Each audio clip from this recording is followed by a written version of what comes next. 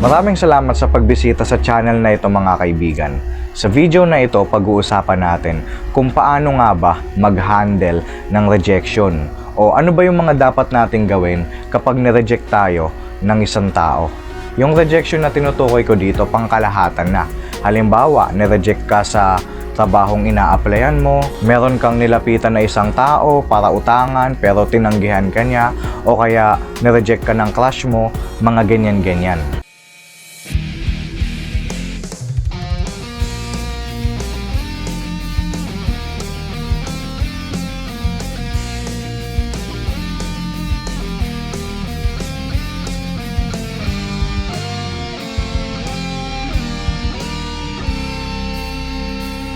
Okay, simulan na natin.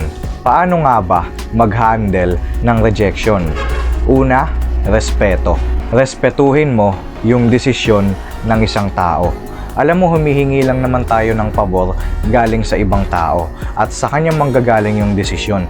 Kaya kung ano man yung desisyon niya, maging pabor man sa atin o hindi, wala na tayo magagawa dun. Kapag may respeto ka kasi sa desisyon ng isang tao, pinapakita mo sa kanila na hindi ka takot maubusan at naipapakita mo rin na strong ang personality mo. Nakaka-disappoint nga naman talaga kapag na-reject tayo ng isang tao.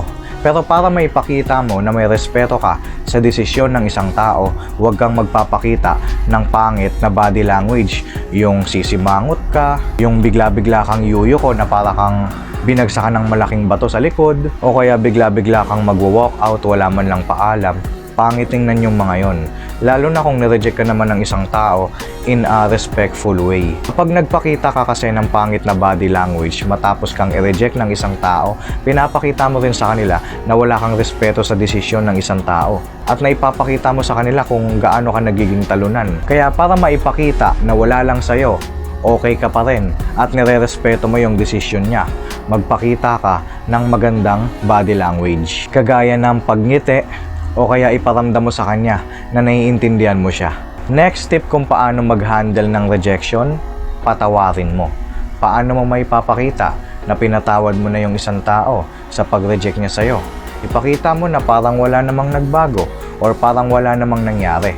Maayos mo pa rin siyang kinakausap. Ipakita mo na hindi ka nagtatanim ng sama ng loob. Halimbawa sa crush mo, kapag nireject ka niya, ipakita mo sa kanya na hindi ka affected sa pang-reject niya. Maayos mo pa rin siyang tratuhin. Kasi sa ganyang paraan, maaaring magbago pa yung pananaw niya sa'yo. Maaaring bumaliktad pa yung desisyon niya at doon ka na niya magustuhan. Sa trabaho, ganun din. Kapag naipakita mo na nauunawaan mo yung dahilan kung bakit ka na-reject, makalipas ang mga ilang araw or ilang buwan, kapag nangailangan sila, ikaw ang magiging first option nila. Kasi naipakita mo sa kanila yung respeto, pangunawa at pagpapatawad. Dahil kapag nilabas mo sa kanila yung sama ng loob na nararamdaman mo, tatakbo lang sa isip nila na tama lang pala yung desisyon nila na tanggihan ka. At maipapakita mo sa kanila kung gaano ka ka-immatured. Lalo kang magmumukhang talunan yan kung ganyan. Next tip kung paano mag-handle ng rejection, enjoy the pain or feel the pain. Ito gagawin mo lang to kapag sobrang sama talaga ng loob mo sa pagtanggi sa'yo ng isang tao. Yung ginawa mo lahat ng effort mo, binigay mo lahat yung dugot pawis mo pero mauuwi lang sa wala. Lalo na yung mga nare-reject sa trabaho, maraming ganyan eh. Yung napakaraming araw o buwan kang nagsanay, nag-prepare, pero hindi ka pa rin matatanggap sa trabahong ina-applyan mo, o kaya sa mga taong nare-reject ng mga taong gusto nila. Pinakita nila yung pagmamahal, respeto at magandang pagtrato pero iba pa rin yung pinili, nireject pa rin sila. Ang sakit nga naman talaga nun. Kung ganyan ang na-experience mo, edi enjoyin mo na lang yung sakit. Ilabas mo lahat ng sama ng loob mo para ma-refresh.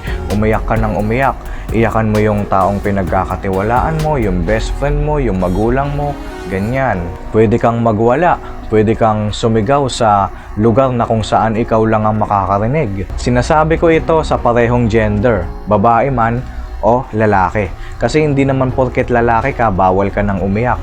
Bawal ka nang maglabas ng sama ng loob. Natural, tao ka lang din naman. Kaya meron kang pakiramdam. Kasi madali lang naman yung gagawin mo, iiyak ka lang naman. ilalabas mo lang yung emotion mo, magwawala ka lang naman. Hindi mo naman naalisin yung pagkalalaki mo. Kaya yung ibang tao na puro toxic masculinity yung nasa katawan at nagsasabi na hindi ka tunay na lalaki kapag emosyonal ka, mga clown lang yung mga yun. Next tip kung paano mag-handle ng rejection, self-care, self-check. Tingnan mo din kasi yung sarili mo. Tingnan mo yung ugali mo, tingnan mo yung katawan mo, tingnan mo yung mga skills mo, at doon mo masasabi kung sasapat ka na ba para sa isang bagay o para sa isang tao. Doon mo rin makikita na kaya ka na-reject kasi marami pang kulang sa'yo. Marami pang kailangang i-improve. Kasi maaaring kaya ka hindi pinautang ng isang tao kasi yung ugali mo, napakatagal mong magbayad. Maaaring kaya ka ni-reject ng crush mo kasi hindi mo man lang inaalagaan yung sarili mo. Maaari ding kaya ka hindi natanggap sa trabahong ina-applyan mo kasi yung skills mo hindi pa sapat. Kailangan mo pang matuto at paghusayan. Next tip kung paano mag-handle ng rejection, eto na yung pinaka-the best, improve. Ano ba yung mga improvement na kailangan mong gawin sa sarili mo? Siyempre, dapat alamin mo kung ano yung tamang pag-uugali na hinahanap sa trabaho. Mag-practice ka pa ng mag-practice para ma-enhance yung talent mo, yung skills mo, para sa susunod hindi ka na ma-reject at ikaw pa yung hahabulin.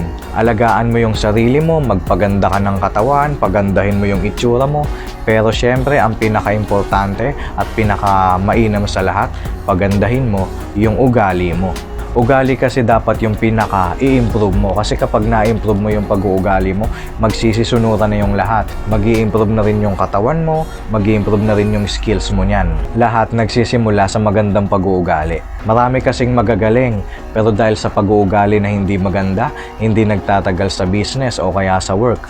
Maraming mga gwapo, magaganda, maayos yung itsura, pero dahil hindi magaganda yung pag-uugali, hindi nagtatagal sa relationship. Marami ring hindi katalinuhan, pero dahil maganda yung pag-uugali, nagkaroon ng disiplina sa sarili, nag-improve yung talino nila. At yun yung mga bagay na dapat mong malaman kung paano mag-handle ng rejection. O ano ba yung mga dapat mong gawin kapag na-reject ka sa isang bagay o na-reject ka ng isang tao. Nagustuhan mo ba yung content natin ngayon, kaibigan? Kung nagustuhan mo, like mo naman. At kung hindi ka pa nakasubscribe sa channel na ito, ano pang hinihintay mo? Subscribe to this channel dahil marami pa tayong pag-uusapan na makabuluhang bagay na maaaring makatulong sa buhay natin. Gusto mo bang ma-shoutout sa next video natin? Mag-comment ka lang ng kahit ano na pwede mong sabihin or nang gusto mong sabihin sa video na ito at dagdagan mo ng hashtag JanVince. Siyempre dahil sa video na ito, malaki ang posibilidad na hindi ka na ma-reject sa work na a-applyan mo. Ngayon, gusto mo bang malaman kung paano maging masaya sa trabaho? Panoorin mo yung thumbnail na lalabas sa end screen ng video na ito. Nandyan yan. Pagka-click mo, mapapanood mo na.